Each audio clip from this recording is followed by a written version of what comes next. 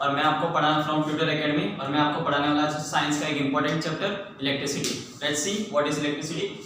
Elasticity of बिजली आप सबको पता होगा। सबसे पहले मैं मानता हूँ कि कोई भी सब्जेक्ट पढ़ाने से पहले हमें उसकी एप्लीकेशन, उसका इंपॉर्टेंस समझना चाहिए, तभी you can grasp that subject. Okay, so electricity आप सबको तो पता ही है कि इलेक्ट्रिसिटी कितना जरूरी है। आपके घर पे एक दिन के लिए आप एसी बंद कर दो, आपको पता चल जाएगा आपको कितनी गर्मी होगी, कितना फ्रस्ट्रेशन यू विल फील। वैसे ही अगर ये सब लाइटिंग वाइटिंग ना होती, वीडियो रिकॉर्ड नहीं हो सकता। मुंबई में अभी आपको पता है रिसेंटली लाइट गई थी तो कितना करोड़ों का लॉस हुआ है। तो इसलिए आपको पता चल गया होगा कि इलेक्ट्रिसिटी कितना इंपॉर्टेंट है। तो आज हम वही चैप्टर पढ़ने वाले हैं और आपको पता चल जाएगा कि उसका बेसिक्स क्या हो सकता है। तो बिल्कुल घबराने की जरूरत नहीं है, बहुत ही मस्त सब्जेक्ट है, काफी इंटरेस्टिंग है। मैं आपको काफी इंटरेस्टिंग तरीके से पढ़ाऊंगा। Okay, let's start. इलेक्ट्रिसिटी के अंदर सबसे मैं पहले बता देता हूँ कि हम क्या क्या पढ़ने वाले हैं।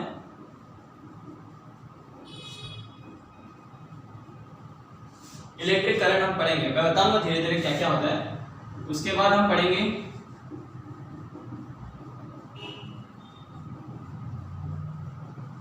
इलेक्ट्रिक पोटेंशियल, उसके बाद हम पढ़ेंगे रेजिस्टेंस, उसके बाद हम पढ़ेंगे electric power,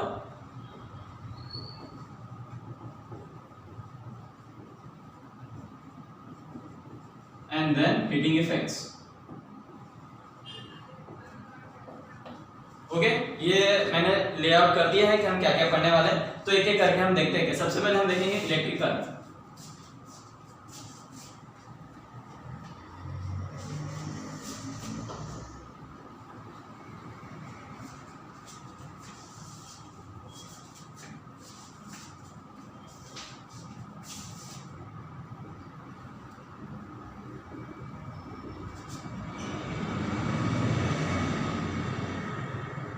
okay, so electric current आप लोगों ने अपने बुक्स में पढ़ा था होगा कि इलेक्ट्रिक करंट होता क्या है। So can anyone tell me what is electric current? Okay, electric current is flow of charge in a conductor, in a wire और इन समथिंग एनी मीडियम के अंदर। तो इलेक्ट्रिक करंट क्या होता है? Basically flow of charges. अभी flow of charges क्या है तो बुक की बातें हो गई, बट फ्लो ऑफ चार्ज मतलब क्या? अभी सबसे पहले आपको एक मीडियम प्रोवाइड करना पड़ेगा। मीडियम क्या? चार्ज कहाँ पे फ्लो कर रहा है? चार्ज फ्लो कर रहा है एक कंडक्टर में। Conductor, what is conductor? Conductor होता है कि जो इलेक्ट्रिसिटी को कंडक्ट करे, one that conducts electricity. Okay, so conductor में ऐसा होता क्या है कि जो वो इलेक्ट्रिसिटी कंडक्ट करता है, दूसरे चीजें इलेक्ट्रिसिटी कंडक्ट नहीं करता। जो इलेक्ट्रिसिटी कंडक्ट नहीं करता, what is that called? That is called insulator. सबसे पहले हम पढ़ेंगे कि कंडक्टर और इंसुलेटर क्या है। कंडक्टर के अंदर बेसिकली होते हैं फ्री इलेक्ट्रॉन्स। ये कहां से आते हैं वो भी मैं आपको बताऊंगा। ऐसे रैंडमली प्लेस होते हैं कंडक्टर के अंदर, इलेक्ट्रॉन्स रैंडमली प्लेस होके इधर उधर जाते रहेंगे। जब तक हम उनको एक सोर्स प्रोवाइड नहीं करेंगे कि उनको कौन सी डायरेक्शन में जाना है, तब तक आपका करंट फ्लो नहीं करेगा। क्योंकि आप सिंपल वायर ले लोगे, वायर के अंदर ऐसे हाथ में पकड़ के रखा तो करंट थोड़ी लगेगा।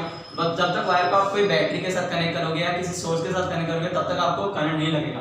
तो उसको जैसे ही मैं एक सोर्स के साथ कनेक्ट करूंगा, उसके बाद में ये सब की डायरेक्शन एक फ्लो में हो जाएगी। तो ये जो मैंने प्रोवाइड किया, ये है फोर्स, ये है वोल्टेज सोर्स जो मैंने प्रोवाइड किया उनको, उसकी वजह से करंट फ्लो किया। अब ये तो हुआ कंडक्टर की बात। इंसुलेटर में क्या होता है? इंसुलेटर में basically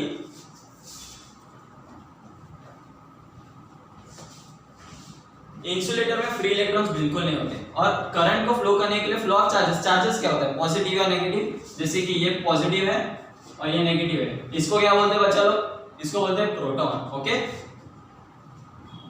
proton means positive charge, electrons means negative charge.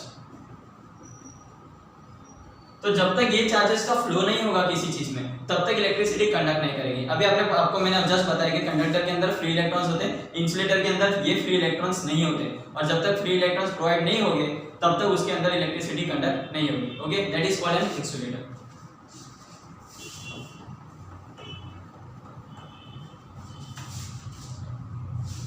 Okay, so flow of charges आपको पता चल गया। अब जो करंट है, करंट जैसे कि मैंने बोला फ्लो ऑफ चार्जेस होता है, तो करंट का बेसिक डेफिनेशन हम क्या बोल सकते हैं कि फ्लो ऑफ चार्जेस कितने टाइम में कैसा?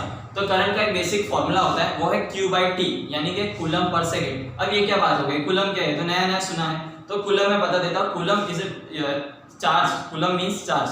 I is equals to Q/T, where Q is the charge। अब चार्ज क्या होता है? जैसे कि मैंने बताया इलेक्ट्रॉन्स, पर कितने इलेक्ट्रॉन्स? तो 1 कूलम का मतलब होता है 6.25 into 10 raised to 18 इलेक्ट्रॉन्स। जब तक किसी कंडक्टर में 6.25 इंटू 10⁻18 इलेक्ट्रॉन्स एक सेकंड में ट्रेवल करेंगे, एक सेकंड यानी आप वीडियो के स्क्रीन पे एक बार अपने मोबाइल या लैपटॉप जिसमें भी आप देख रहे हो उस पर टैप करिए, आपको नीचे टाइम ड्यूरेशन पता चलेगा 1 2 3। तो ऐसे एक सेकंड के अंदर जब तक इतने इलेक्ट्रॉन्स फ्लो नहीं करेंगे तब तक 1 एम्पियर का करंट उसमें फ्लो नहीं करेगा। 1 एम्पियर यानी I = Q/T। ये आपका बेसिक डेफिनेशन है किसका, करंट का। इसको आपको याद रख लेना है, ओके। काफी इंपॉर्टेंट फॉर्मूला है। इसका जो यूनिट है यानी कि ऐसा यूनिट, अभी ऐसा यूनिट क्या होगा, ऐसा यूनिट बेसिकली होता है जैसे मेरा नाम गोविंदा है, तो दुनिया में तो बहुत सारे गोविंदा होंगे, एक गोविंदा आहूजा है, मेरा सरनेम है गोविंदा देशमुख, मेरा पूरा नाम। तो जो सरनेम है वो आपका ऐसा यूनिट है, वो हर क्वांटिटी का ऐसा यूनिट है। अभी आप किसी शॉप को आपके पास जाए या किसी सब्जी वस्तु के पास जाए तो आपने बोला 5, पर 5 क्या, 5 किलो, 5 कुछ और, 5 मीटर, 5 किलोमीटर, कुछ तो आपको आगे बताना चाहिए। तो वो ये जो चीजें है किलोमीटर, वेट, केजी, ये सब उसके ऐसा यूनिट्स है। तो वैसे करंट का जो ऐसा यूनिट है वो है एम्पियर।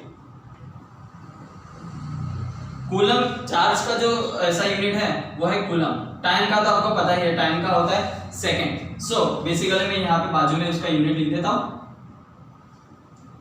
अगर आपको पूछे कि ये कंडक्टर में 1 एम्पियर करंट जा रहा है तो 1 एम्पियर मतलब क्या, अभी 5 किलो आपको बोले तो आप पता चल सकता है, कोई वजन उठा के ये 5 किलो का है कि 2 किलो का है। पर आपको अगर मैं वायर दे दूं कि इसमें करंट बताओ तो आप 1 एम्पियर बता सकते हो। वैसे तो ऐसे भी नहीं बता सकते, पर 1 एम्पियर जा रहा है उसका मीनिंग क्या आपको पता क्या चला, आप विजुअलाइज कर रहे हो उसको। तो 1 एम्पियर मतलब 1 सेकंड के अंदर 1 कूलम चार्ज आ रहा है। और 1 कूलम मैंने अभी आपको बताया कि क्या होता है 6.25 इंटू 10⁻18 इलेक्ट्रॉन्स, मतलब इतने इलेक्ट्रॉन्स एक सेकंड में एक जो भी कंडक्टर बनाया था वो कंडक्टर के उससे क्रॉस सेक्शन एरिया से फ्लो कर रहे हो, उसको बोलते हैं 1 एम्पियर करंट, ओके।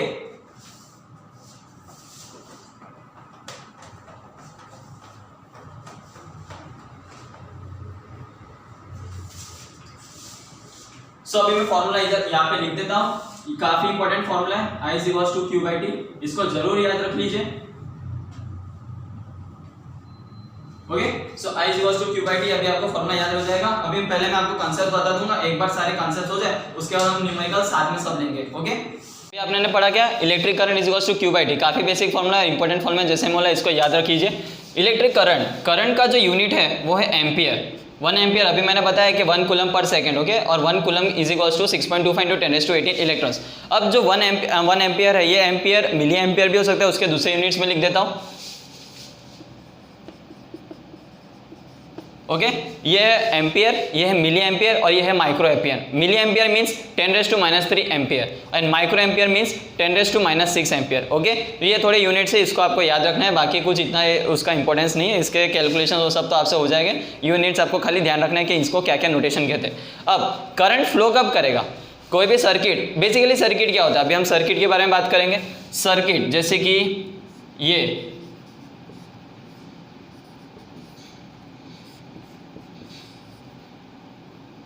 ओके, ये है आपका इलेक्ट्रिक सर्किट। इलेक्ट्रिक सर्किट में और क्या क्या होता है, इसको बोलते हैं रेजिस्टेंस। अभी मैं आऊँगा, खाली आपको बेसिक नोटेशन बता रहा हूँ कि इलेक्ट्रिक सर्किट में क्या क्या बोलते हैं। ये होता है आपका रेजिस्टेंस, ओके। ये है आपका वोल्टेज सोर्स जो आपको प्रोड्यूस करेगा, जैसे आपके घर पे सप्लाई स्विचेस हो गए, उस स्विचेस की वजह से आप प्लग लगोगे तभी आपके उसमें ऑपरेटर्स में करंट फ्लो करेगा। तो वहाँ पे जो स्विचेस के अक्रॉस जो उस पर आ रहा है वो उसको क्या बोलते हैं, उसको बोलते हैं वोल्टेज। जो ऐसा ये तो AC हो गया, डायरेक्ट में आपने बैटरी देखी होगी ना, 9 वोल्ट की बैटरी, बस उसके अंदर क्या होता है वो एज अ वोल्टेज सोर्स है।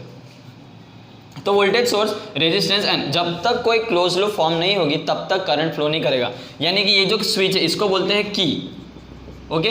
2 टाइप की होती है, एक होती है ओपन की और एक क्लोज की। ओपन की यानी ऐसी, इसका मतलब कि कनेक्शन नहीं है, ये दोनों वायर्स अलग अलग है, ओके। एंड दूसरी होती है क्लोज की, इसका मतलब कि सर्किट क्लोज हो चुका है और वायर के बीच में कोई वो नहीं है। इसको ऐसा भी नोटेशन दे सकते हैं कि देखो इसमें गैप दिख रहा है, मतलब वायर कनेक्ट नहीं है। लेकिन जैसे ही मैं इसको ऐसा क्लोज कर दूँ, यानी कि ये इसके साथ ज्वाइन हो चुका है, इसको बोलते हैं क्लोज की, ओके। क्लोज की यानी सर्किट क्लोज हो चुकी है। तो अभी मैंने ऐसा नोटेशन डिनोट किया है, तो इसका मतलब है क्लोज की और सर्किट क्लोज हो चुकी है, तो मतलब करंट फ्लो करेगा। करंट कैसे फ्लो करेगा, ये है आपका पॉजिटिव, ये आपका नेगेटिव, ऐसा, ठीक है। अब जब करंट फ्लो कर रहा है, जैसे 5 किलो कोई आपने चीज़ खरीदी या कुछ भी खरीदा, 5 किलोमीटर डिस्टेंस भी है, तो आपको मेजर करने के लिए क्या है, तो वो तराजू होता है वजन मापने के लिए। वैसे ही इसको बोलते हैं एमीटर। एमीटर क्या मापता है, एमीटर करंट को मापता है, ओके। तो हमको मेजर करने के लिए इसको याद रख लीजिए, क्या पता आपको आगे MCQ में पूछ सकते हैं। Ammeter, okay. एमीटर से हम करंट मेजर कर सकते हैं, okay.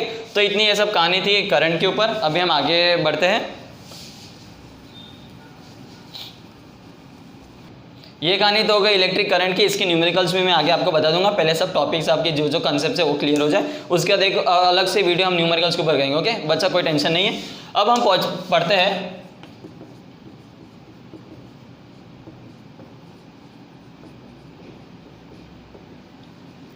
Electric potential. Electric potential होता क्या है? सबसे पहले इन दोनों को दो हिस्सों में ब्रेक कर लीजिए, एक है इलेक्ट्रिक और दूसरा है पोटेंशियल। इलेक्ट्रिक के ऊपर मैं आता हूँ। सबसे पहले मैं पूछूंगा पोटेंशियल क्या होता है। किसी को पता होता please tell me what is potential. कोई नहीं, मैं बता देता हूँ। इलेक्ट्रिक पोटेंशियल, सपोज ये तो मार्कर है, आपको पता है। अब ये जो मेरा हैंड है, मान लो कि ये जमीन का फ्लोर है, अभी नीचे तो मैं आपको बता नहीं सकता जाके, इसलिए मैं इधर ही बता देता हूँ कि ये सपोज ग्राउंड फ्लोर है, ओके। ग्राउंड फ्लोर पे मैंने मार्कर रखा, ओके। इसमें कुछ एनर्जी है? बिल्कुल नहीं। आप इसको कहीं पे भी हटाओ, कोई एनर्जी नहीं रहेगी। लेकिन जैसे ही मैं हैंड को रेस कर दूँ, सपोज 2 मीटर 4 मीटर 5 मीटर ऐसा कोई भी डिस्टेंस पे ले जाऊँ, अब वो मार्कर को मैंने ऊपर रखा, अब इसके अंदर क्या है? कमॉन कमॉन, इसके अंदर क्या है? इसके अंदर है पोटेंशियल एनर्जी। मतलब इसको अगर मैं थोड़ा सा भी धक्का गिरूँ तो डायरेक्ट नीचे गिरेगा। ग्राउंड फ्लोर से तो आजू बाजू पूरा ग्राउंड ही है ना, तो और नीचे तो जा नहीं सकता, खड्डा खुद से नहीं क्रिएट कर सकता। लेकिन अगर कोई हाइट पे, कोई फ्लोर पे या कोई बिल्डिंग के ऊपर मैं इसको ले जाऊँ तो इसके अंदर क्या आ जाती है? इसके अंदर आ जाती है पोटेंशियल एनर्जी। उसको बोलते हैं, मतलब इसके अंदर की कैपेसिटी, कि अगर इसको मैंने थोड़ा धक्का दे दिया तो वो बिल्डिंग से पूरा नीचे जाएगा। कितना नीचे जाएगा? जितनी मीटर मैंने रखा है, वो थोड़ा कैलकुलेशंस में आ जाएंगे, पर बेसिक ये चीज़ें है, ये कंसेप्ट है कि हम इसको कोई भी हाइट पे ले जाते हैं तो उसके अंदर क्या आ जाता है? Potential energy. और जैसे मैं उसको धक्का दूँ तो वो क्या, वो एनर्जी किस में कन्वर्ट हो जाती है? काइनेटिक एनर्जी, और वो उतनी तेजी से वो नीचे गिरती है। ये है basic energy conservation theorem, okay. तो अभी ये तो हो गया पोटेंशियल की बात, यानी कि इसके अंदर की कितनी कैपेसिटी। अब हम इसकी तो स्टडी कर नहीं रहे, हम किसकी स्टडी कर रहे हैं? हम इलेक्ट्रॉन्स, चार्ज और करंट, वो सब की स्टडी कर रहे हैं। तो इसलिए हम अभी किस पे आएंगे? इलेक्ट्रिक। तो इलेक्ट्रिक पोटेंशियल बेसिकली किसकी होती है? इलेक्ट्रिक पोटेंशियल होती है कैपेसिटी ऑफ चार्ज, के उसके अंदर कितना पोटेंशियल। अब पोटेंशियल हम डिनोट करेंगे एक पॉइंट के ऊपर। ये जो पॉइंट है उसके अंदर पोटेंशियल कितना है? V। इलेक्ट्रिक पोटेंशियल का यूनिट है V। अब यहाँ पे पोटेंशियल आएगा कैसे? कोई भी पॉइंट पे इन अ सर्किट, जैसे कि ये मैंने अभी सर्किट बताया था, ओके। तो इस पे या कोई भी पॉइंट पे इधर पोटेंशियल, हर पॉइंट पे पोटेंशियल कितना है अगर आपको निकालना हो तो आप कैसे निकालेंगे? तो पोटेंशियल का जो बेसिक डेफिनेशन है, जो आपको आपके बुक में मिल जाएगा, वो है कि work done in bringing a unit positive charge from infinity to a certain point, okay. तो वर्क डन, इसका मैं इधर फॉर्मूला लिख देता हूँ, V = W/Q, यानी कि work done in bringing per unit positive charge from infinity to a certain point, okay. अब पर यूनिट पॉजिटिव चार्ज मतलब क्या? कि पर यूनिट यानी एक यूनिट, यानी एक coulomb charge, okay. And work done, अभी ये ऊपर नीचे क्यों लिखे? ओके, इसका मीनिंग ये है कि जो पोटेंशियल है वो वर्क डन के डायरेक्टली प्रोपोर्शनल है। ऑब्वियसली अभी ये एक मार्कर है, ओके। ये मार्कर को, एक मार्कर को मैंने ऊपर रखा तो उसके अंदर इतनी पोटेंशियल स्टोर होगी। अभी ऐसे 10 मार्कर को मैं ऊपर ले जाऊँ तो मेहनत लगेगी ना, 10 को ले जाने का और 20 को ले जाने, ऐसे ले जाने में मेहनत लगेगी ना। तो जो उसके अंदर जो पोटेंशियल स्टोर होगा वो डायरेक्ट उसमें जितना वर्क लगे ना उसकी डिपेंडेंट है। इसलिए work potential is directly proportional to work, okay. And coulomb के इन्वर्सली प्रोपोर्शनल, यानी कि अगर चार्ज कम होगा तो पोटेंशियल ज़्यादा होगा, एंड चार्ज बहुत ज़्यादा होगा तो पोटेंशियल कम होगा। तो ये होता है direct proportional and indirect proportional के ऊपर, okay. So V = work done per unit charge, that is called your electric potential. अब जो सेकंड चीज़ आती है वो है पोटेंशियल डिफरेंस। अब मुझे बता सकते हैं, आपको ये बहुत सिंपल लगेगा, पोटेंशियल डिफरेंस होता क्या है। सबसे पहले हम इसको भी ब्रेक करेंगे, यानी कि पोटेंशियल डिफरेंस। अब पोटेंशियल तो आपको पता चल चुका है, ओके बच्चा। तो बच्चा क्या डिफरेंस? डिफरेंस तो ऑब्वियस सी बात है, डिफरेंस किसके बीच में होगा? दो चीज़ों के बीच में, दो थिंग्स के बीच में, दो पॉइंट्स के बीच में। अभी मुझे आपको कंपेयर करना हो कि आपके मार्क्स और आपके कोई फ्रेंड है उसके मार्क्स के, तो मुझे 2 जन तो चाहिए ना। खाली आपके मार्क्स आपने बोल दिया कि 50 में से 40, तो अपन उसका क्या, क्या आप टॉपर हुए, क्या आप लूजर हुए, क्या हुआ है, तो मुझे उसके लिए किसी के साथ तो रिलेटिव कंपेरिजन करना पड़ेगा ना, कि नहीं मेरे आपके मार्क्स उससे ज़्यादा है, आपके मार्क्स उससे कम है। तो इसलिए डिफरेंस बताने के लिए मुझे कोई भी at least we need 2 things in order to make a difference, okay, in order to know the difference between 2 points, between 2 things. So potential difference के लिए भी हमको 2 पॉइंट्स चाहिए कि 2 पॉइंट्स के बीच में डिफरेंस क्या है,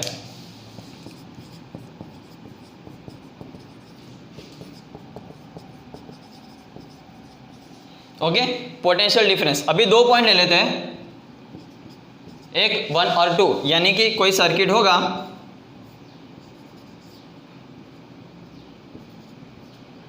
ये दो पॉइंट के बीच में पोटेंशियल डिफरेंस क्या है, तो हमको निकालने के लिए वो होता है फॉर्मूला V12 यानी कि V1 माइनस V2। अभी डिफरेंस है तो माइनस ही होगा ऑब्वियसली, प्लस तो होगा नहीं। तो V1 माइनस V2 ये है आपका पोटेंशियल डिफरेंस। कोई भी दो पॉइंट के बीच में निकालना, यानी एक बार आपको यहाँ का पोटेंशियल निकालना है, एक बार आपका यहाँ पे पोटेंशियल निकालना है, और बाद में उन दोनों को सब्ट्रैक्ट करोगे तो आपको क्या मिल जाएगा, potential difference between two points, that is 1 and 2, and that is V12 and that is V1 minus V2। Okay, electric potential difference क्या होता है, दो पॉइंट के बीच का डिफरेंस, यानी कि V12 यानी V1 माइनस V2। अब जैसे कि वोल्टेज जो है मैंने आपको बताया work done per unit charge, तो वोल्टेज का जो यूनिट है वो है जूल पर कूलम, यानी जूल पर कूलम। अब जूल क्या होता है, कूलम तो मैंने आपको बता दिया, कूलम क्या है, कमॉन 6.25 × 10⁻18 इलेक्ट्रॉन्स पर सेकेंड। ओके, अब 1 जूल क्या होता है, तो 1 जूल देखने के लिए हम देखेंगे एक एग्जाम्पल। ओके,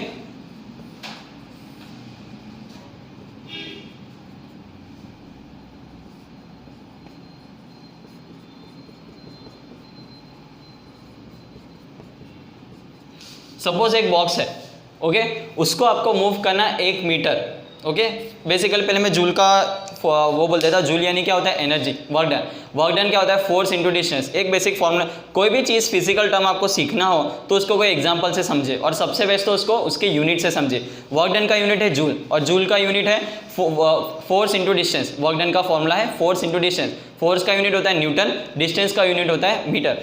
अभी कोई एक बॉक्स है, आपको उसको 1 मीटर मूव करना है, तो आपको और 1 न्यूटन का फोर्स लगा के, ठीक है, आपको उसको फोर्स तो देना पड़ेगा, तो 1 newton into 1 metre that is equals to 1 joule. Okay, 1 work done. Okay, so 1 newton होता क्या है, 1 न्यूटन होता क्या है। अब फोर्स का फॉर्मूला आपको पता है, force is equals to mass into acceleration. Okay, so mass तो 1 kg हम ले सकते हैं। एक्सेलरेशन क्या होता है, एक्शन क्या होता है, force equals to mass into acceleration, उससे हम 1 न्यूटन की फॉर्मूला निकालेंगे। So force equals to mass into acceleration, mass क्या होता है 1 kg हम अज्यूम कर लेते हैं। एक्सेलरेशन क्या है, एक्सेलरेशन का यूनिट क्या है, 1 metre per second square, metre per second. तो पहले एक्सेलरेशन को जानने के लिए हम क्या, एक्सेलरेशन का फॉर्मूला क्या है, velocity upon time. Okay, velocity क्या होता है, मीटर पर सेकेंड, यानी 1 सेकेंड में 1 मीटर डिस्टेंस करोगे तो 1 मीटर पर सेकेंड होगा। ओके, 1 सेकेंड, तो उसके अंदर मैंने 1 मीटर मूव किया। ओके, ये जो मार्कर है उसको 1 सेकेंड में 1 मीटर मूव किया, 1 मीटर होगा इतना अप्रॉक्सीमेट, 1 सेकेंड में 1 मीटर मूव किया, तो वो क्या हो जाएगा 1 मीटर पर सेकेंड। तो इसकी वेलोसिटी क्या हो जाएगी 1 मीटर पर सेकेंड। अब 1 सेकेंड में 1 मीटर, दूसरे सेकेंड में 2 मीटर। ओके, तो मीटर पर सेकेंड में हम उतनी वेलोसिटी उसको ले जा रहे हैं, तो ये उसकी क्या हो जाएगी, एक्सेलरेशन। ओके, ये हो जाएगी एक्सेलरेशन। सो आपको अभी एक्सेलरेशन पता चल गया, 1 मीटर पर सेकेंड यानी मीटर पर सेकेंड स्क्वायर क्या होता है, जैसे मैंने आपको बताया फिजिकली इमेजिन होना चाहिए आपको, जो भी मैं पढ़ा रहा हूँ आपको अगर जब तक फिजिकली विजुअलाइज नहीं होगा, unless and until you won't visualise that thing physically, you won't get it. Okay, you won't have grasps on that subject. So acceleration आपको पता चल गया, mass 1 kg, metre per second, metre acceleration, force equals to mass into acceleration, तो 1 newton का formula क्या हो जाएगा, kg into metre per second square. अभी आपको एक चीज़ का बारे में पता है, kg into metre per second square, एक चीज़ के बारे में आपको पता है। So force equals to 1 newton, वो भी आपको पता चलेगा, मतलब फोर्स का यूनिट 1 न्यूटन। अब 1 न्यूटन यानी फोर्स को आपने अप्लाई किया और 1 मीटर के डिस्टेंस तक उसको मूव किया। ओके, तो वर्क डन कितना हुआ, 1 जूल ऑफ वर्क हुआ। ओके, सो 1 जूल आपका वर्क, 1 जूल आपको पता चल चुका है, कूलम भी मैंने आपको बताया, तो आपको वोल्टेज का मीनिंग पता चल गया। अगर आपको किसी ने पूछा कि 1 वोल्ट मतलब क्या होता है, तो आप उसको बता सकते हो कि work done per unit moving a unit positive charge from infinity to a certain point, यानी 1 जूल ऑफ वर्क को करने में और 1 कूलम चार्ज के साथ। ओके, सो आपको एक चीज़ की पता चल गई, अब आप उसको अच्छे से विजुअलाइज कर सकते हो। ओके, ये सब चीज़ में इतना डिटेल में क्यों जा रहा हूँ, क्योंकि आपको ये चीज़ का आगे इंपॉर्टेंस पता चलेगा। आगे जो हम पढ़ने जा रहे हैं जो है रेजिस्टेंस, उसके लिए आपको वोल्टेज, जूल, करंट, ये सब चीज़ के यूनिट्स पता होना चाहिए, क्योंकि आगे तभी आपको पता चलेगा। ओके,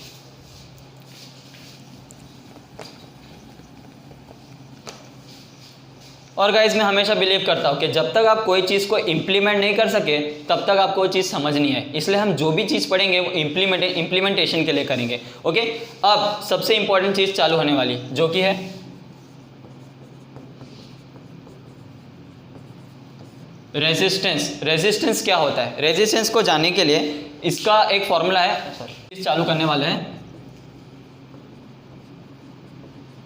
जो है ओम्स लॉ। ओम क्या कहता है कि जो वोल्टेज है, जैसे कि अभी मैंने पढ़ा है voltage is directly proportional to current, मतलब कोई सर्किट में करंट फ्लो कर रहा होगा तो वो किसके डिपेंडेंट है, वोल्टेज के, यानी voltage is directly proportional to current, यानी वोल्टेज जो है वो करंट पे डायरेक्टली प्रोपोर्शनल है। Okay, so V is directly proportional to current. ये उसको कैसे पता चला, ये उसको पता चला एक्सपेरिमेंटली, उसने चीज़ें ऑब्जर्व किया, उसने क्या थोड़ा एक्सपेरिमेंट्स वो सब कंडक्ट किए, उसके बाद उसने देखा कि सपोज y एक्सिस पे है आपका वोल्टेज और x एक्सिस पे आपका करंट, तो जैसे करंट थोड़ा थोड़ा बढ़ने लगता है, कितने एकदम सेम प्रोपोर्शन में बढ़ना जरूरी नहीं है, जैसे बढ़ रहा है वैसे वोल्टेज भी धीरे धीरे बढ़ रहा है। जैसे आपने करंट 1 एम्पियर बढ़ा है, 1 एम्पियर आपको पता चल चुका है क्या होता है, 1 एम्पियर मान लो 0.1 एम्पियर में, या मिली एम्पियर भी आपने बढ़ा है तो वोल्टेज थोड़ा चेंज हुआ, 2 एम्पियर बढ़ा है तो कुछ चेंज हुआ, तो ऐसे करते करते उसको पता चला कि ग्राफ सीधा बढ़ रहा है, यानी voltage directly proportional to current, ऐसा पता चला उसको कि मैं थोड़ा थोड़ा वो करंट बढ़ा रहा हूँ तो वोल्टेज भी धीरे धीरे थोड़ा थोड़ा बढ़ रहा है, यानी voltage is directly proportional to current. This formula,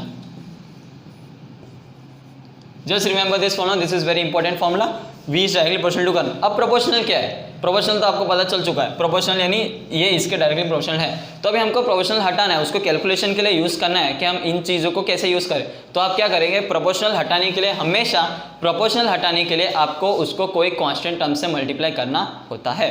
तो यहाँ पे जो कांस्टेंट टर्म है उसको डिनोट किया गया है R, यानी कि R is equals to resistance. Resistance क्या होता है, उस मटेरियल यानी वो कंडक्टर जिसमें से करंट फ्लो कर रहा है और जिसके अक्रॉस आप वोल्टेज प्रोवाइड कर रहे हो उसकी प्रॉपर्टी क्या है, रेजिस्टेंस। ओके, ये सर्किट थी, ये दो पॉइंट के बीच में वोल्टेज आ चुका है, ओके, और वोल्टेज लगा है तो करंट क्लोज सर्किट फॉर्म हुई है तो करंट भी फ्लो करेगा। अब करंट फ्लो कर रहा है, ओके, तो ये जो चीज़ है इसको, जैसे मैंने आपको थोड़ी देर पहले भी वो सर्किट बताई थी, ये चीज़ क्या है, रेजिस्टेंस। रेजिस्टेंस कैसे पता चलेगा, दो पॉइंट के बीच का वोल्टेज अपॉन करंट, यानी V इक्वल्स टू IR। इसको आप ऐसे भी लिख सकते हो, V by I is equals to R। Okay, पता चला। अब इसको और अच्छे से जानने के लिए इस एक ट्राइंगल है, एक शॉर्ट ट्रिक है, V इक्वल टू IR को याद रखने के लिए एक शॉर्ट ट्रिक है।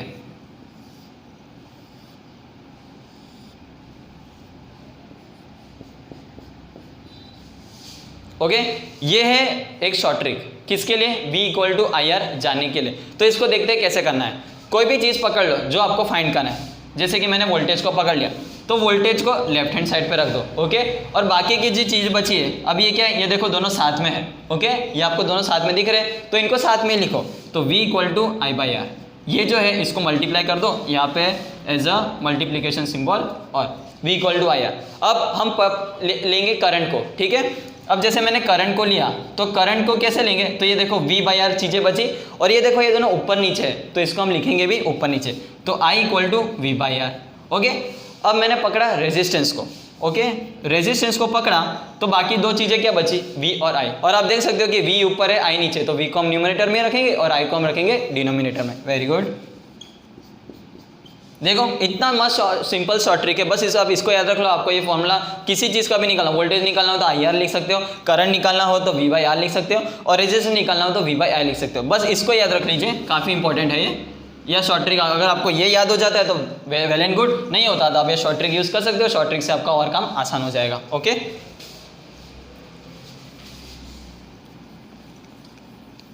ओके, सो आपने देखा कि ये फॉर्मूले के वजह ये शॉर्ट ट्रिक याद कर लीजिए, करोगे तो आपको काफ़ी आसानी हो जाएगी। ये याद हो जाए तो और अच्छा, ये हो जाए तो कोई नहीं, ये आप इसे भी यूज़ कर सकते हो, ठीक है। अब रेजिस्टेंस के ऊपर थोड़ा हम और पढ़ेंगे। रेजिस्टेंस होता क्या है, रेजिस्टेंस किसकी डिपेंड करता है, मैंने जैसे बताया रेजिस्टेंस होता है कंडक्टर की प्रॉपर्टी। तो कंडक्टर की कैसी प्रॉपर्टी, अभी जैसे आपको पता होगा समर सीजन में आपके जो बाहर ट्रांसमिशन वायर्स है, खंबे पोल्स के बीच में जो वायर्स है वो थोड़े से लटक जाएंगे, यानी कि थोड़े से इलोंगेट हो जाएंगे, ठीक है। और जब विंटर आएगी, ठंडी की सीजन आएगी, वो एकदम कॉन्ट्रैक्ट हो जाएगी, यानी एकदम स्ट्रेट हो जाएगी। तो ये चीज़ क्या है, ये वो कंडक्टर की प्रॉपर्टी है कि जो रेजिस्टेंस है वो डायरेक्टली प्रोपोर्शनल होता है लेंथ। ओके, सो जब भी गर्मी का सीजन होगा तो वो इलोंगेट होगा, इलोंगेट यानी उसका लेंथ बढ़ जाएगा, ठीक है, लंबा हो जाएगा तो लेंथ बढ़ जाएगा ना, और लेंथ बढ़ गया यानी उसका रेजिस्टेंस बढ़ गया, रेजिस्टेंस बढ़ गया तो फिर ये सब प्रॉपर्टी से उस हिसाब से चेंज होगी। और विंटर में क्या होता है, वो कॉन्ट्रैक्ट हो जाता है, तो कॉन्ट्रैक्ट हो गया यानी उसकी लेंथ थोड़ी कम हो गई, बहुत मार्जिनली होता है, ऐसा नहीं आपको दिखेगा कि लेंथ कंडक्टर ऐसा लटक रहा है, कंडक्टर एकदम टाइट हो गया कि टूट गया, इतना नहीं, पर मार्जिनली थोड़ा थोड़ा चेंजेस आपको दिखने में आएगा। तो उस हिसाब से लेंथ चेंज होगी और लेंथ चेंज होगी तो रेजिस्टेंस चेंज होगा। और रेजिस्टेंस दूसरी एक चीज़ पे डिपेंड करता है, वो है एरिया। एरिया किसका? एरिया कंडक्टर का। ये जो कंडक्टर मैं बता रहा हूं,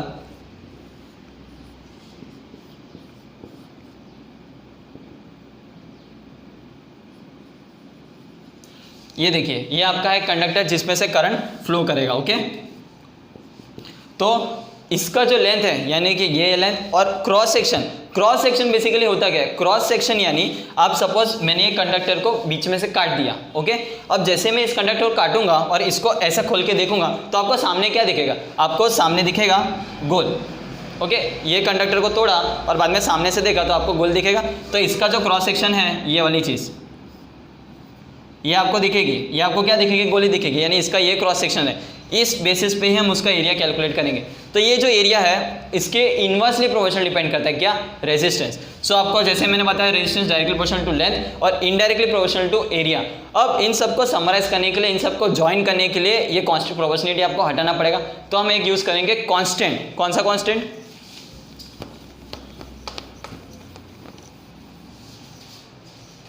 So resistance is directly proportional to length and indirectly proportional to area।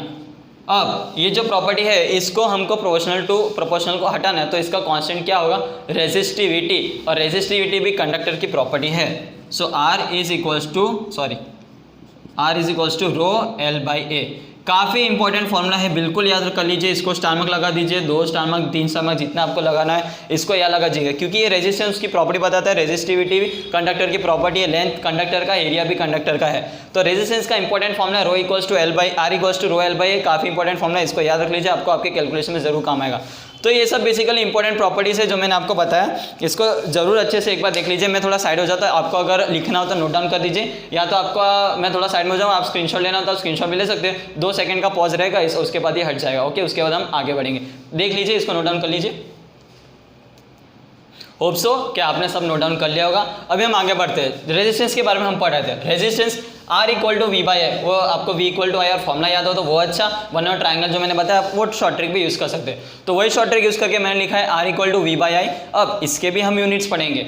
V का यूनिट है ऐसा यूनिट वोल्टेज, I का ऐसा यूनिट है एम्पियर। तो वोल्ट पर एम्पियर, वोल्टेज आपको पता है 1 joule of work per unit coulomb, और ampere is equals to I/Q by T यानी 1 coulomb per second. Okay, so R का यूनिट क्या बन गया? ओम। ओम साइंटिस्ट जिसने ये डिस्कवर किया, R equal to V by I proportional लिखा, उसके ही याद में हमने ये यूनिट उसको दिया है, यानी कि ओम उसके नाम पे है। तो 1 ohm is equals to 1 volt upon 1 ampere. Okay, ये हो गया ओम्स का यूनिट, यानी कि वोल्ट पर ampere is the unit of ohms यानी रेजिस्टेंस। अब हम रेजिस्टेंस की कुछ प्रॉपर्टीज देखेंगे कि वो कैसे सर्किट में यूज़ करते हैं। तो बेसिकली 2 टाइप्स में यूज़ होता है, resistance in series and resistance in parallel। Okay, resistance in series and resistance in parallel, मतलब सीरीज में रेजिस्टेंस की प्रॉपर्टी क्या क्या होगी और पैरेलल में रेजिस्टेंस की प्रॉपर्टीज क्या क्या होगी, ये 2 चीज़ देखेंगे। उसके पहले हमको ये जानना पड़ेगा कि सीरीज पैरेलल होता क्या है। आपको पता है सीरीज पैरेलल? नहीं पता? पता हो तो वेल एंड गुड, नहीं पता तो मैं बताऊंगा, डोंट वरी। ओके, सीरीज, तो पहले हम एक सर्किट को देखेंगे, resistance in series and resistance parallel. आप देख सकते हैं 2 सर्किट मैंने बनाया है, दोनों में एक बार रेजिस्टेंस लाइन में दिख रहे हैं, एक बार रेजिस्टेंस ऊपर नीचे दिख रहे हैं। तो इन दोनों का मीनिंग क्या है, तो वो समझने के लिए हमें देखना पड़ेगा सीरीज पैरेलल होता क्या है। तो बिल्कुल ध्यान से समझिए, यह मैंने वोल्टेज अप्लाई किया है, इन 2 रेजिस्टेंस को R1 और R2 डिनोट किया है, और इन 2 रेजिस्टेंस को R1 और R2 सेम दिया, ठीक है। अब मैंने बताया था रेजिस्टेंस किसकी? कंडक्टर की प्रॉपर्टी है। तो कंडक्टर के 2 एंड तो हो गए, तो ये जो रेजिस्टेंस है, जैसे कि इसका ये पॉइंट और इसका ये पॉइंट, ठीक है, वैसे ये रेजिस्टेंस का भी 2 पॉइंट होगा, एक ये पॉइंट और एक ये पॉइंट, ठीक है। इनके भी मैं पॉइंट्स बता दूंगा। अब आप देख सकते हो कि अभी आपको पता चलेगा कि डिफरेंस क्या है। ये रेजिस्टेंस R1 है, R1 के जो 2 पॉइंट है उसमें से एक पॉइंट तो वोल्टेज के साथ कनेक्ट कर रहा है, ओके, बट जो दूसरा पॉइंट है वो दूसरा पॉइंट दूसरे रेजिस्टेंस के पहले पॉइंट के साथ कनेक्टेड है। ओके, ये आपको दिख ही रहा होगा, और जो वो दूसरे रेजिस्टेंस का सेकंड पॉइंट है वो बाकी वोल्टेज के नेगेटिव में कनेक्ट कर रहा है। लेकिन यहाँ पे दोनों रेजिस्टेंस के जो स्टार्टिंग पॉइंट्स हैं वो दोनों वोल्टेज के साथ कनेक्ट कर रहे हैं, और दोनों रेजिस्टेंस के जो एंड पॉइंट्स हैं वो दोनों वोल्टेज के नेगेटिव पॉइंट के साथ कनेक्ट करें।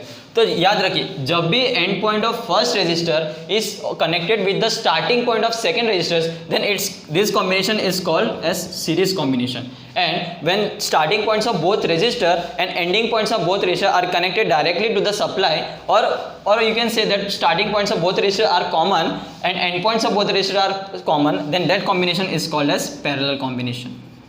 Okay, so अब सीरीज पैरेलल तो आपको पता चल गया कि इसके स्टार्टिंग और उसका एंड पॉइंट कनेक्ट होगा, इनमें दोनों स्टार्टिंग और दोनों एंड पॉइंट दोनों कॉमन होगा। बट सीरीज और पैरेलल में करंट और वोल्टेज का क्या क्या होता है वो आपको ध्यान देखना बहुत ज़रूरी है। अब जैसे कि ये सीरीज कनेक्शन है, ये वोल्टेज सर्किट क्लोज हुई है तो करंट इसमें फ्लो करेगा। ओके, ये करंट आपका फ्लो कर रहा है, इसमें भी करंट आपका फ्लो करेगा।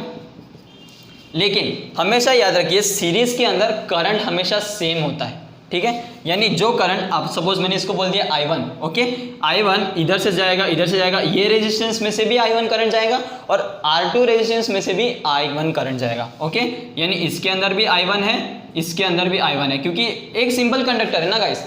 करंट किस में जाता है? एक सिंपल कंडक्टर में से। अगर जब एक ही कंडक्टर आपने यूज़ किया है, एक ही वायर यूज़ किया है, तो करंट भी सेम जाएगा। जबकि पैरेलल में क्या होता है, करंट डिवाइड हो जाता है, क्योंकि यहाँ पे आप देख सकते हैं एक जंक्शन फॉर्म हुआ है, एक ब्रांच एक जंक्शन यानी कि आगे दो ब्रांचेस फॉर्म हुए। तो जब भी एक जंक्शन आपको मिलता है तो जो करंट, इसमें से जो करंट आए जा रहा है वो दो हिस्सों में बट जाएगा, जिसको मैं नाम देता हूँ, एक में I1 और दूसरे में I2। तो हमेशा याद रखिए कि जो करंट है सीरीज में सेम रहता है और पैरेलल में डिवाइड हो जाता है, क्योंकि पैरेलल में क्या आ जाता है, जंक्शन। यहाँ पे आपको कभी जंक्शन दिख रहा है, जंक्शन यानी 3 ब्रांचेस का कॉम्बिनेशन, एक ये ब्रांच, एक ये ब्रांच और एक ये ब्रांच। ओके, यहाँ पे आपको कहीं पे भी 3 ब्रांच दिख रहा है? नहीं दिख रहा, सो यहाँ पे कोई जंक्शन नहीं है। So as it is current जो है वो सेम टू सेम फ्लो करेगा। जबकि यहाँ पे एक जंक्शन फॉर्म हो रहा है, इसलिए करंट दो हिस्सों में बटेगा, ऊपर का करंट है I1 और नीचे का करंट है I2। करंट के बारे में आपको पता चल गया। अब मैं बताता हूँ वोल्टेज के बारे में।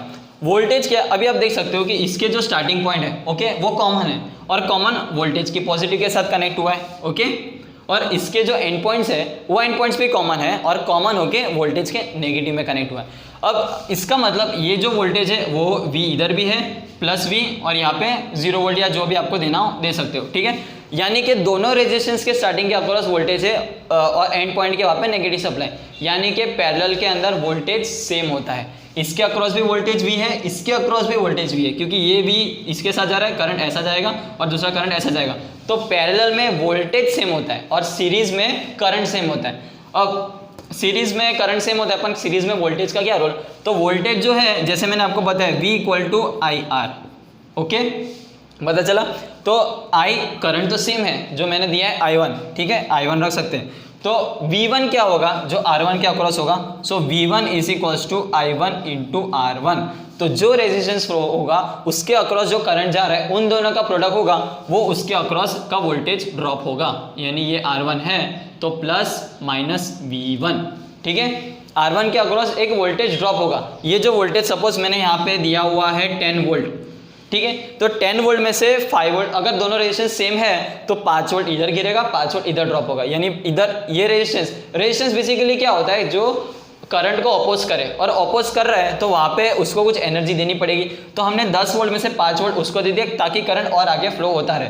तो 5 वोल्ट ये ले लेगा, 5 वोल्ट ये ले लेगा और सर्किट कंप्लीट हो जाएगी, ठीक है। तो V1 R1 के अक्रॉस जो वोल्टेज है वो क्या है, V1, और V2 क्या हो जाएगा, इसके अक्रॉस का वोल्टेज ड्रॉप, यानी करंट तो सेम रहेगा, सो I1 × R2। आप देख सकते हो यहाँ पे दोनों में रेजिस्टेंस डिफरेंट, यानी एक में R1 है, एक में R2। As a result V1 और V2 दो अलग अलग फॉर्म हो गए। यानी सीरीज के अंदर करंट सेम रहता है, आप देख सकते हो I1 सेम है, बट सीरीज के अंदर वोल्टेज डिफरेंस होता है, अलग अलग वोल्टेज होता है। तो ये जो R2 है, यहाँ पे प्लस, यहाँ पे माइनस, यहाँ पे V2, सो V1 और V2।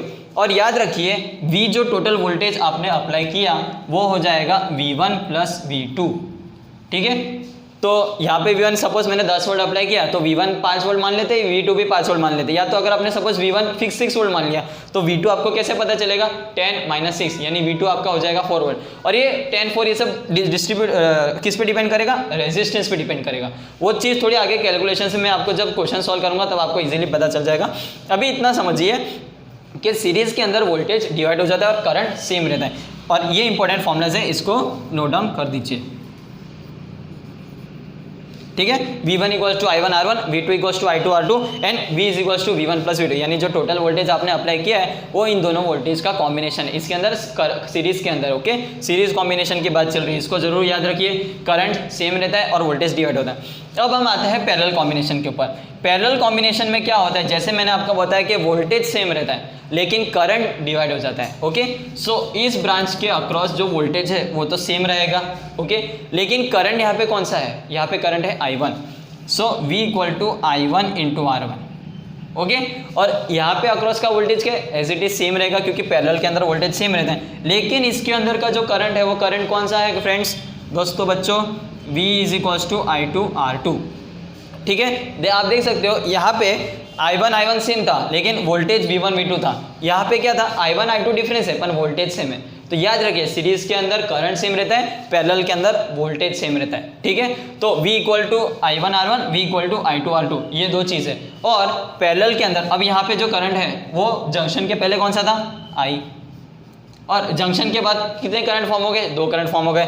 तो I जो है ये और ये दो करंट इसी में से तो फॉर्म हुए हैं फ्रेंड्स। तो I is equals to I1 plus I2। ठीक है, ये इसके इंपॉर्टेंट फॉर्मूला है, जरूर इसको याद कर लीजिए, आप नोट डाउन कर लीजिए। सीरीज के अंदर V1 equal to I1 R1, V2 equal to I1 R2 and V is equals to V1 plus V2, जबकि पैरेलल के अंदर V equal to I1 R1, V equal to I2 R2 and I is equals to I1 plus I2। इन दोनों को note down कर लीजिए, फिर हम आगे बढ़ते हैं। बेसिकली आज के लिए इतना काफ़ी है गाइस फ्रेंड्स। बच्चों लोग इसको नोट डाउन कर लीजिए, आपको मैं टाइम देता या तो जैसे मैंने आपको बताया पॉज करके आप इसको कर सकते हो, उसके बाद हम जाएंगे। और अगर आपको ये वीडियो अच्छा लगा हो तो जरूर वीडियो को लाइक कीजिए, शेयर कीजिए आपके दोस्तों के बीच में। जितना मैंने आपको बताया आपको कोई दूसरे यूट्यूब वीडियो में या कोई बुक में आपको नहीं मिलेगा। जिस तरह मैंने आपको यूनिट समझाया, यूनिट भी आपको कोई ऐसा समझाएगा नहीं। तो आप अपने दोस्तों के में जाके आप अपना बता सकते हो कि मुझे ये आता है, तुझे आता है, नहीं आता। तो आप अपने फ्रेंड्स को ये सब चीज़ें शेयर करिए, और अगर उनको भी ये सब जानना है तो उनको भी ये चैनल सब्सक्राइब करने को कीजिए और ये वीडियोस देखने को कीजिए। तो जरूर इस वीडियो को लाइक कीजिए, शेयर कीजिए। देखा होगा कि रेजिस्टेंस, वोल्टेज, करंट, ये सब हमने कुछ टर्मिनोलॉजी यूज़ की। आज हम उसको आगे कंटिन्यू करते जाएंगे और आज हम शुरू करेंगे heating effects of electric current. So basically heating effect होता क्या है, तो मैं आपको एक सर्किट से समझाऊंगा। ओके, लास्ट टाइम मैंने बताया था इसको क्या बोलते हैं, कम ऑन बोलिए बोलिए, इसको बोलते हैं रेजिस्टेंस। ओके, रेजिस्टेंस, यहाँ पे वोल्टेज सोर्स और यहाँ पे करंट फ्लो कर रहा होगा। अभी आपके घर पे आप आसपास थोड़ा देखिए तो आपको पता चलेगा, आपके रूम में बल्ब होगा, फैन होगा, ये सब चीज़ें होगी, बड़ा पता। तो ये जो चीज़ें हैं कि रेजिस्टेंस, बल्ब, फैन, ये सब चीज़ें क्या है, रेजिस्टेंस। जब तक इनमें से करंट फ्लो नहीं करेगा तब तक ये बिजली यूटिलाइज करेंगे नहीं। तो मान लेते हैं ये एक बल्ब है। ओके, मैं इसको एज अ बल्ब भी डिनोट कर लेता हूँ, वो ज़्यादा अच्छा रहेगा। ओके, ये आपका बल्ब है। ठीक है, अब सर्किट क्लोज हो चुकी है, करंट फ्लो करेगा यानी कि बल्ब ग्लो करेगा। ठीक है, तो ये मैंने इसको ग्लो करवा दिया। ठीक है, बल्ब ग्लो कर रहा है, बल्ब ग्लो कर रहा है और इसमें से करंट जा रहा है। अब आप बल्ब जो आपके घर पे ग्लो कर रहा होगा उसको आप थोड़ी देर के बाद टच करना, जैसे आधा घंटा 1 घंटा, तो आपको बल्ब क्या गर्म लगेगा।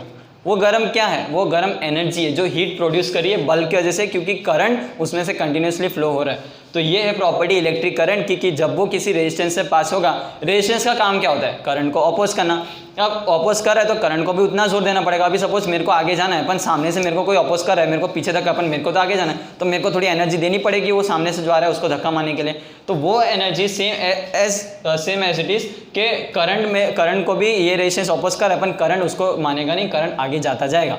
तो करंट आगे जा रहा है तो उसको कुछ एनर्जी देनी पड़ेगी, वो energy as a form of heat उससे रिलीज होगी, तो वो होती है हीट के फॉर्म में निकलती है।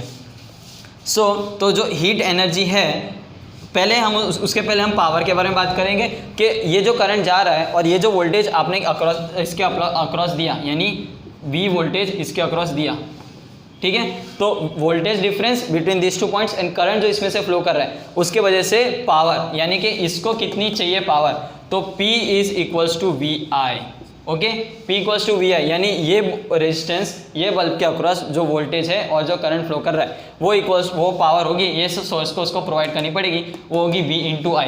ठीक है, तो पावर और एनर्जी होती है कि आपने ये बल्ब है, आपको आपने 2-3 सेकंड के लिए रखा तो गर्म नहीं होगा, लेकिन उसको हाफ एन आवर के लिए रखा, 1 आवर के लिए रखा, तो उसमें हीट जनरेट होगी। तो एनर्जी किसकी वजह से, एनर्जी में एक और इसके अंदर एक और टर्म ऐड कर दोगे तो आपको एनर्जी मिल जाएगी, हीट एनर्जी मिल जाएगी। वो कौन सा टर्म है, टाइम। जैसे मैंने अभी आपको बताया half an hour, 1 hour. Okay, so heat equals to P into time.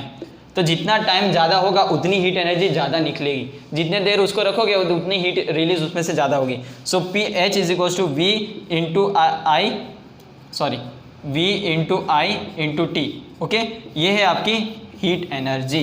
बिल्कुल इंपॉर्टेंट फॉर्मूला है फ्रेंड बच्चों, इसको जरूर लिख दीजिए, नोट डाउन कर लीजिए और बिल्कुल याद रखिए। इसके अलग अलग तरीके हैं, आपके न्यूमेरिकल्स में आपको अलग अलग है, मैं सारे आपको तरीके लिखा देता हूँ। H इक्वल्स टू होता है V into I into T. Okay, यहाँ पे मैं लिखता हूँ H इक्वल्स टू V, पहले P इंटू टी लिख देते हैं, उसके बाद P equals to V into I, जैसे अभी हमने पढ़ा। ठीक है, अब V क्या होता है दोस्तों, V क्या होता है, V होता है I इंटू आर। इसके पहले वाले लेक्चर में हमने पढ़ा होगा V equal to I R होता है। ठीक है, अभी थोड़ी देर पहले हमने पढ़ा V equal to I R होता है। तो जो V की वैल्यू है अगर हम ऊपर रख दे तो V की वैल्यू ऊपर रख देंगे तो H इज इक्वल टू क्या हो जाएगा, I इंटू आर। ठीक है, V की जगह मैंने रखा इंटू आई इंटू टी। अब आप देख सकते हो यहाँ पे दो I है, और जब भी दो सेम क्वांटिटी मल्टीप्लाई होगी तो क्या बनेगा, स्क्वायर बनेगा। बहुत अच्छे बच्चों, तो I इंटू आई हो जाएगा I square into R into T. Very good, ये हो गया एक और फॉर्म उसी फॉर्मूले का, same as it is heat energy का।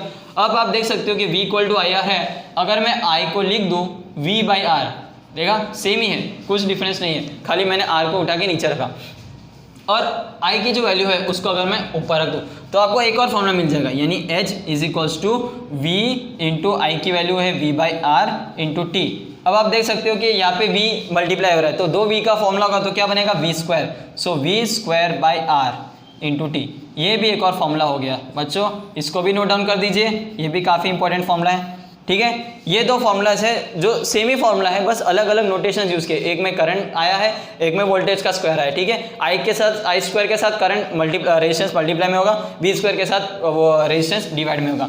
अब इसको टाइम को आप जब नीचे ले जाओगे तो आपको क्या मिल जाएगा, पावर, और पावर क्या था, V into I. So same P is equals to V आई।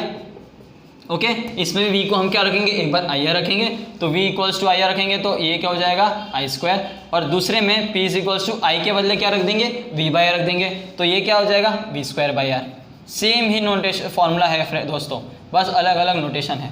ठीक है, ये सब थोड़े इंपॉर्टेंट फॉर्मूलास हो गए हैं, एक हीटिंग इफेक्ट के ऊपर और एक पावर के ऊपर। ठीक है, पावर के ये फॉर्मूलास है, हीटिंग के ये फॉर्मूलास है, जरूर जल्दी इसको नोट डाउन कर लीजिए, मैं आपको टाइम देता हूँ, या तो आप पॉज करके इसको आप देख सकते हो और नोट डाउन कर सकते हो।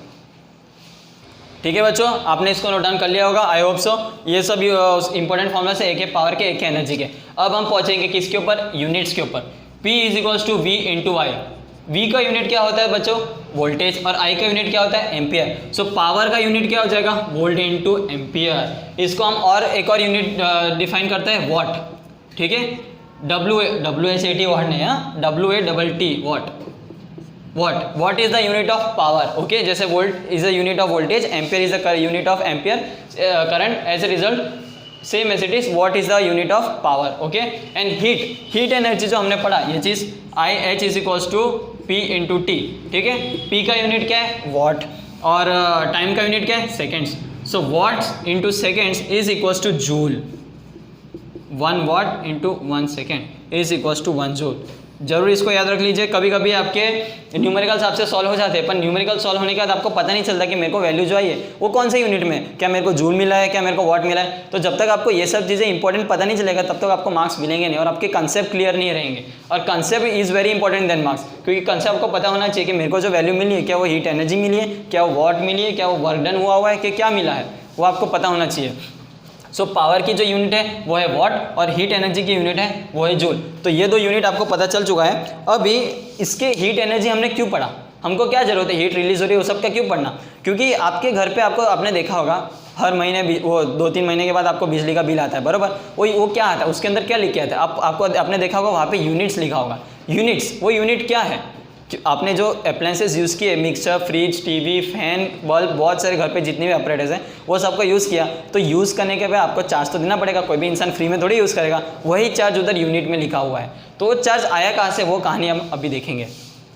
सबसे पहले हमने देखा हीटिंग इफेक्ट होता है P इंटू टाइम, पावर क्या होता है V इंटू आई, और वो किसके अक्रॉस होगा, एक रेजिस्टेंस के अक्रॉस। शुरू से स्टार्ट करते हैं। एक मैंने बल्ब लिया, ओके, ये बल्ब सपोज आपके घर पे बल्ब है, आपने वोल्टेज दिया, करंट दिया, ठीक है, तो इस बल्ब ने कितनी पावर यूटिलाइज की, कितनी हीट एनर्जी निकाली, तो V into I is equal to P, इतनी पावर ये बल्ब ने खाई। ओके, ये बल्ब ने चालू होने के लिए सपोज आपने इसको रखा और वोल्टेज अप्लाई किया, जैसे स्विच ऑन करोगे बल्ब चालू हो जाएगा, तो बल्ब कितनी एनर्जी खाई, मतलब पावर कितनी खाई, V इंटू आई। याद रखिए, मेरे टर्म्स को याद रखिए, अभी मैं पावर की बात कर रहा हूँ, हीट एनर्जी की बात नहीं कर रहा। तो इसने V इंटू आई इतने वॉट ऑफ पावर यूटिलाइज किया। अब पावर को आप देख नहीं सकते, आपने तो क्या देखा कि बल्ब गर्म हुआ है, तो यहाँ पे क्या सिनेरियो आता है, हीट एनर्जी का। तो हीट क्या हो गया, P इंटू टाइम, यानी कि वॉट इंटू कितने देर के लिए वो बल्ब चालू रहा। अगर आपने अभी रात का टाइम हो तो 4-5 घंटे, पूरी रात तो नहीं चल क्योंकि सो जाओगे, पंखा पूरी रात चल रहेगा, 12 घंटे मान लेते हैं ऐसा। तो ये सब जो टाइम है उसके वजह से हीट इफेक्ट प्रोड्यूस होगी, वो हीट इफेक्ट की वजह से इतना जूल ऑफ वर्क एनर्जी उस बल्ब ने खाई। ठीक है, ये हो गया जूल का। अभी यूनिट्स पे आएंगे हम, थोड़ा सब्र रखिए, हैव पेशेंस गाइस। तो जूल पे आ गए। अब जूल के बाद आता है यूनिट। यूनिट जो आपके बिजली के बिल के उधर लिखा होता है वो होता है 1 unit is equals to 1 kilowatt hour, यानी किलोवाट में होता है और आवर्स में होता है। 1 किलोवाट, दोस्त बच्चों लोग, किलो का मीनिंग क्या है मैं बता, 1 unit equals to 1 kilowatt hour. अब ये किलोवाट क्या है, आवर्स तो आपको पता होगा, hours minutes into seconds, 60 minutes into 60 second, यानी 1 hour is equals to 3600 seconds and 1 hour is equals to 60 minutes. So hour का तो आपको पता चल गया। Okay, 1 hour is equals to 3600 seconds. अब बचा 1 किलोवाट। 1 किलोवाट क्या होता है, 1 किलोवाट होता है 10⁻³ वॉट्स। ओके, ये हो गया किलोवाट। फिर आता है मेगावाट। मेगावाट यानी 10⁻6 वॉट। ये है किलो, आपने वजन तो क्या होगा, 5 किलो हो गया, यानी 5000 ग्राम। तो वैसे किलोवाट यानी 1000 वॉट। ठीक है, 10⁻³ होता है 1000। अब 1 unit is equals to 1 kilowatt hour लिखा है, यानी 1 unit is equals to 1 kilowatt hour. तो इसको हम लिखेंगे, 1 किलोवाट होता है 1000 इंटू आवर कितना होता है 3600। ओके, सो 1 2 3 4 5 और एक पॉइंट हम इधर भी लेंगे तो 6 हो जाएगा। तो 3.6 इंटू 10⁻6 जूल, सॉरी यूनिट। काफ़ी याद रखिए, यूनिट काफ़ी इंपॉर्टेंट है। सो 1 यूनिट होता है 3.6 इंटू 10⁻6 जूल। ओके, ये इस बाजू हमने क्या रखा है, एनर्जी रखी है। एनर्जी क्या है, पावर इंटू टाइम। ठीक है, ये जूल ही है, पावर हमने लिखा किलोवाट और जो टाइम लिखा है वो आवर्स के फॉर्म में रखा है। तो 1000 into 3600 that is 3.6 into 10⁻6 joule. ये 10⁻6 पता चला ना कैसे आया, 1 2 3 4 5 और एक डेसिमल हमने इसको लिया, तो 3.6 इंटू 10⁻6 जूल, ये आपका हो गया 1 यूनिट। अभी आप अपने घर पे खुद चेक कर सकते हो कि अब थोड़ा एग्जांपल के लिए ले लीजिए कि घर पे 2 बल्ब है, 3 फैन है, ऐसे करके उनके कितनी टाइम के लिए आप यूज़ कर रहे हो, तो वो टाइम लिख दीजिए और उसकी रेटिंग, उसके जो बॉक्स होता है उसके अंदर रेटिंग लिखी होगी, इतना आउटपुट हो देता है, तो उतना वॉट किलोवाट इंटू, और अगर आप मल्टीप्लाई करोगे कितनी देर, तो आपको खुद पता चल जाएगा कि आपका फैन, आपका बल्ब कितना यूनिट यूटिलाइज कर रहा है। फिर आप खुद अपना इलेक्ट्रिसिटी बिल चेक कर सकते हो कि सब बराबर है कि नहीं, यूनिट्स कितने आ रहे हैं, वो सब आपको खुद आइडिया लग जाएगा। क्योंकि एज आप इलेक्ट्रिसिटी चैप्टर पढ़ रहे हैं तो आपको ये चीज़ें पता होनी चाहिए कि यूनिट्स क्या होता है, जूल क्या होता है, आपके घर पे आसपास जो इलेक्ट्रिकल अप्लायंसेस हैं वो कितना यूनिट यूटिलाइज करते हैं, कितना किलोवाट के ऑपरेटर्स होते हैं, कितने टाइम के लिए कितना यूनिट यूटिलाइज करते हैं। तो ये सब चीज़ उसके प्रैक्टिकल एप्लीकेशंस है इलेक्ट्रिक करंट की, इलेक्ट्रिसिटी चैप्टर के। तो अभी हमने इतना सब चीज़ें कर लिया, electric current, voltage, heating effect, power, उसके प्रैक्टिकल एप्लीकेशंस। अभी मुझे लगता है कि आपको पता चल चुका होगा कि इलेक्ट्रिसिटी कितना आसान है, इतना कुछ हार्ड नहीं है। मैंने बहुत अच्छे तरीके से यूनिट सब इंपॉर्टेंट एक नोटेशन से आपको एक्सप्लेन किया। नेक्स्ट वीडियो में हम करेंगे इसके न्यूमेरिकल्स, क्योंकि जितना आपने पढ़ा उसको इंप्लीमेंट तो करना पड़ेगा, तभी आपको पता चलेगा कि आपको कितना आता है। ओके, सो ये सब चीज़ें हो चुकी है, इलेक्ट्रिसिटी आपका चैप्टर खत्म हो चुका है। बस अभी नेक्स्ट वीडियो में हम उसके न्यूमेरिकल्स करेंगे। अगर आपको ये वीडियो अच्छा लगा हो तो जरूर वीडियो को लाइक कीजिए और अपने दोस्तों के साथ इसको जरूर शेयर कीजिए। लाइक, शेयर और सब्सक्राइब जरूर कीजिए। Thank you. हमने देखा resistance in series and resistance in parallel. अभी हम थोड़े देखेंगे इंपॉर्टेंट डेरिवेशंस, जिसके अंदर रेजिस्टेंस इन सीरीज के डेरिवेशन पहले देखेंगे और रेजिस्टेंस इन पैरेलल के डेरिवेशन देखेंगे। दोनों कॉम्बिनेशन में यानी सीरीज और पैरेलल में रेजिस्टेंस की क्या क्या वैल्यूज होती है। Okay,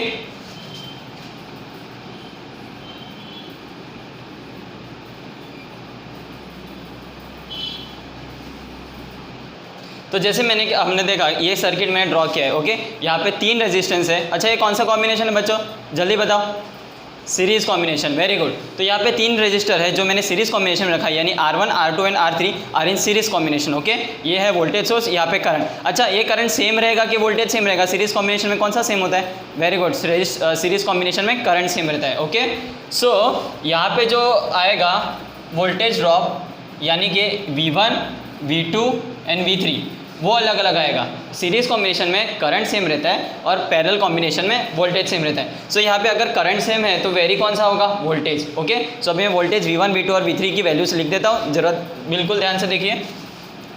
V1 equal to IR1, V2 equal to IR2, V3 equal to IR3। इसको जल्दी से नोट डाउन कर दीजिए क्योंकि ये 3 फॉर्मूले से हम एक इंपॉर्टेंट रिजल्ट अभी डिराइव करने वाले हैं। ओके, सो और हमको पता है V जो टोटल है, यानी कि सपोज ये मैंने 10 वोल्ट दिया। ओके, सो इसके अंदर जो V1 V2 और V3 है, इन तीनों का जो कॉम्बिनेशन होगा वो इक्वल टू 10 वोल्ट आएगा। या तो 550 ऐसा आ सकता है, या 25 जो भी ऐसे कॉम्बिनेशंस में 10 उसका सम आएगा। मतलब V1 V2 और V3 उन तीनों का जो सम है वो 10 वोल्ट आएगा। So V is equals to V1 plus V2 plus V3। Okay, so ये आपका रिजल्ट आएगा, यानी V equal to V1 plus V2 plus V3। अब ये इससे हम क्या निकालने वाले हैं, हम निकालने वाले हैं ये सर्किट का ओवरऑल रेजिस्टेंस, यानी कि इक्विवेलेंट रेजिस्टेंस। क्या बोलते हैं उसको, R इक्विवेलेंट। इसको RS भी बोल सकते हैं क्योंकि सीरीज कॉम्बिनेशन का यूज़ करें हम तो RS भी बोलेंगे, या तो हम उसको बोल सकते हैं R इक्विवेलेंट। यानी ये जो 3 रेजिस्टेंस है, इन तीनों को मैं एक ही रेजिस्टेंस के फॉर्म में डिनोट करूँगा। कैसे, एक, अभी आप देखेंगे। सो V इक्वल टू, अब जो V है ये ओवरऑल वोल्टेज है। ओके, यानी पूरे सर्किट का वोल्टेज, तो इसको हम R इक्विवेलेंट के टर्म्स में लिखेंगे, IR equivalent. Okay, V equal to क्या होता है, IR, आपको मैंने कल ही बताया था। ओके, ये फॉर्मूला तो सबको याद होगा, V इक्वल टू IR। तो वैसे ही V जो इधर का सोर्स है उसका और करंट I जो सेम रहेगा, और R इक्विवेलेंट यानी पूरे सर्किट का रेजिस्टेंस, जरूर याद रखिए। V is equals to IR equivalent. V1 क्या था दोस्तों, जल्दी बच्चों इधर देखो, V1 equals to IR1। So V1 को हम लिखेंगे IR1 प्लस V2 क्या है, V2 है IR2, और V3, चलो V3 बताओ, IR3। Very good. So V3 is equals to IR3। अच्छा, अब जरूर आपको इसमें कुछ कॉमन सिमिलरिटी दिख रही है, ये इक्वेशन में दिख रही है ना, क्या दिख रही है, करंट। Very good. सो इस पूरे इक्वेशन से हम करंट को कॉमन लेंगे, यानी I into R equivalent is equals to I इधर से कॉमन लेंगे तो इधर क्या बचेगा, R1 plus R2 plus R3, यानी मैंने I इन तीनों में से बाहर निकाल लिया। अब आप देख सकते हो I इधर भी है, I इधर भी है, तो हम I और I को कट कर देंगे और इससे हमें एक इंपॉर्टेंट रिजल्ट मिलेगा। क्या, कि R equivalent is equals to R1 plus R2 plus R3। यानी कि इससे क्या साबित होता है, इससे ये प्रूफ होता है कि सीरीज कॉम्बिनेशन में जो ओवरऑल सर्किट का R इक्विवेलेंट होगा वो उन जितने भी रेजिस्टेंस होगा, अभी तो मैंने 3 बताया, 2 हो सकते हैं, 4 हो सकते हैं, 5 होते हैं, उन सब का समेशन होता है। ओके, सो सीरीज कॉम्बिनेशन में R इक्विवेलेंट यानी पूरे सर्किट का जो R इक्विवेलेंट रेजिस्टेंस होगा उन सभी रेजिस्टेंस का सम होगा। ओके, नाउ हम देखने चाहेंगे रेजिस्टेंस इन पैरेलल कॉम्बिनेशन में R इक्विवेलेंट क्या होगा, यानी पैरेलल कॉम्बिनेशन में ओवरऑल सर्किट का रेजिस्टेंस क्या होगा, तो हम देखते हैं अभी। सो बच्चों, अभी हमने देखा resistance in series. Resistance series में क्या हुआ था, हमने क्या डिराइव किया था कि जो R इक्विवेलेंट है यानी पूरे सर्किट का जो रेजिस्टेंस है वो R1 plus R2 plus R3, यानी जितने भी रेजिस्टेंस है उनका सम। अभी हम देखेंगे रेजिस्टेंस इन पैरेलल, यानी रेजिस्टेंस इन पैरेलल, इसको मैं पैरेलल लिख देता हूँ यहाँ पे। ओके, रेजिस्टेंस इन पैरेलल में R इक्विवेलेंट जो होगा पूरे सर्किट का वो क्या होगा। अब जैसे कि आप देख सकते हैं मैंने ये सर्किट बनाया, इसमें तीनों रेजिस्टेंस क्या है, पैरेलल के फॉर्म में। Very good. अच्छा, पैरेलल सर्किट में क्या होता है, कौन सा सेम रहता है, कौन सा सेम नहीं रहता, आप देख सकते हैं यहाँ पे सेम रहेगा वोल्टेज, और वोल्टेज सेम रहेगा तो दूसरा क्या डिस्ट्रीब्यूट होगा, करंट। जैसे कि आप देख सकते हैं यहाँ पे I जो टोटल करंट निकल रहा है वोल्टेज सोर्स से वो 3 हिस्सों में बटेगा। क्यों बटेगा, क्योंकि यहाँ पे एक जंक्शन आ गया, और जब भी जंक्शन आता है यानी कि करंट का क्या होता है, डिस्ट्रीब्यूशन। सो यहाँ पे देखो I1, I2 और I3, यानी जो टोटल करंट है वो I1, I2 और I3 के फॉर्म में डिस्ट्रीब्यूट हो चुका है। सो हम अभी हम डिराइव करेंगे R इक्विवेलेंट रेजिस्टेंस किसका, ये पूरे सर्किट का जो R इक्विवेलेंट होगा, यानी R1, R2, R3 किस फॉर्म में अरेंज होकर कि हमको R इक्विवेलेंट पूरे सर्किट का मिलेगा, ये हम देखते हैं। सो R1, R2 और R3 हमने डिनोट कर चुका है। ओके, सो V जो है यानी कि इसके अक्रॉस का जो वोल्टेज तो क्या रहेगा, सेम, क्योंकि पैरेलल है। सो जितना वोल्टेज इधर आएगा उतना ही वोल्टेज इधर आएगा, उतना ही वोल्टेज इधर आएगा। सो V क्या होगा, तो डिफरेंस किस में आएगा, करंट में। Very good. So V is equals to I1 R1। Okay, V is equals to, ये तो पहले का हुआ, नेक्स्ट वाले। ओके, सो V क्या हो जाएगा, पैरेलल में कॉमन है इसलिए V equals to I1 R1। Next R2 के लिए क्या होगा, वोल्टेज ड्रॉप, वोल्टेज सेम रहेगा, so V is equals to I2 R2। Similarly V is equals to I3 R3। Okay, अब इसको हम और एक फॉर्म में लिख सकते हैं, यानी कि I1 is equals to V by R1, I2 is equals to V by R2 and I3 is equals to V by R3। Okay, so अब इसके अंदर आप देख सकते हो जो टोटल करंट है वो इन तीनों का क्या है, समेशन, यानी I is equals to I1 plus I2 plus I3। तो वो भी मैं इधर लिख देता हूँ, I is equals to I1 plus I2 plus I3। Okay, अब जैसे कि लास्ट टाइम हमने देखा कि V इक्वल टू क्या होता है, total voltage equals to I into R equivalent. वैसे यहाँ पे जो टोटल करंट होगा वो भी क्या हो जाएगा, V बाई आर इक्वलेंट, क्योंकि हमको क्या निकालना है, पूरे सर्किट का equivalent resistance. So I is equals to V by R equivalent. वैसे ही हम इनके फॉर्म्स जो हमने यहाँ पे डिराइव करके रखे हैं वो हम इधर लिखेंगे। सो I1 क्या हो जाएगा, V by R1 plus I2 क्या हो जाएगा, V by R2 plus I3 क्या होगा, V by R3। Very good. और आप देख सकते हैं यहाँ पे कॉमन क्या है, इस साइड भी V है, उस साइड भी V है, तो हम V को क्या कर देंगे, कैंसल। ओके, सो अभी फाइनली हमको रिजल्ट क्या मिला, 1 by R equivalent is equals to 1 by R1 plus 1 by R2 plus 1 by R3। इसको नोट डाउन कर दीजिए बच्चों, काफ़ी इंपॉर्टेंट रिजल्ट है, आपको कैलकुलेशन न्यूमेरिकल सॉल्व करने में काम आएगा। ओके, ये है किसका इक्विवेलेंट रेजिस्टेंस, पैरेलल कॉम्बिनेशन का। मैं बाजू में सीरीज कॉम्बिनेशन का भी लिख देता हूँ, जो हमने अभी थोड़ी देर पहले डिराइव किया। R equivalent is equals to R1 plus R2 plus R3। Okay, so ये दोनों फॉर्मूले को जरूर नोट डाउन कर दीजिए और इसको जरूर याद रखिए, क्योंकि आपको न्यूमेरिकल सॉल्व करने में बिल्कुल काम आएगा।